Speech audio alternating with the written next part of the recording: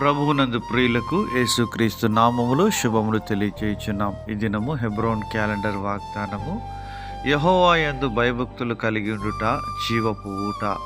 సామెతల గ్రంథము 14వ అధ్యాయము 27వ వచనంలో దేవుడు మాటలు మనకు తెలియజేస్తున్నాడు. ప్రియమైనటువంటి దేవుని ప్రజలారా, దేవుని యందు భయము భక్తిని కలిగి జీవించడము చెడుతనమును అసహించుకొనుటే అని బైబిల్ గ్రంథం సెలవిస్తుంది. మన యొక్క ఆధ్యాత్మికమైనటువంటి జీవితంలో ఇహలోక మాలిన్యము తనకంటకుండా జీవించడమే నిజమైన భక్తి అని బైబిల్ గ్రంథం మనకు సెలవిస్తూ ఉన్నది. ప్రియమైనటువంటి దేవుని ప్రజలారా, ఎంతోమంది దైవజనులు వారి జీవితాల్లో భయము భక్తి కలిగి జీవిస్తూ వచ్చినారు కనుక వారు బహుతరములకు ఆశీర్వాదకరంగా చేయబడుతూ వచ్చినారు. మన పితరుడైనటువంటి అబ్రహాము దైవజనుడు దేవుని యందు భయభక్తులు కలిగి జీవిస్తూ వచ్చినాడు కనుక ఇస్సాకును పొందుకుంటూ వచ్చినాడు. తన జీవితంలో అలాగున యాకోబు మరి ఎంతోమంది దేవుని యొక్క దాసులు మరి వారి ద్వారా అనేక మంది దీవించబడుతూ వచ్చినారు.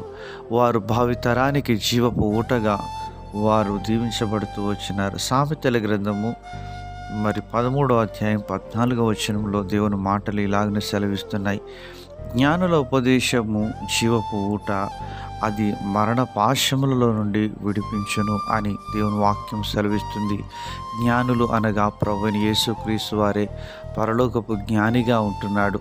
ఆయన మనకు తన యొక్క జీవపు మాటలు అనుగ్రహించి మరి నిత్య నరకం నుంచి మనల్ని తప్పించి మరణ పాశముల నుంచి విడిపించిన దేవుడుగా ఉంటున్నాడు. ప్రియమైనటువంటి దేవుని ప్రజలారా, ఆ మాటలు సమరయశ్రీకి దేవుడు వినిపించినప్పుడు తన యొక్క జీవమును పొందుకొని ఆ యొక్క జీవాన్ని లోకంలోనికి తీసుకుని వెళ్ళి అనేకులకు పరిచయం చేసినప్పుడు వారు కూడా సమరయ గ్రామస్తులు మా మట్టుకు మేము విని ఇతడు నిజముగా లోకరక్షకుడని నమ్ముతూ వచ్చినట్లుగా యోహాను సువార్త 4:42లో ఆయన జీవాన్ని గుర్తిస్తూ వచ్చినారు.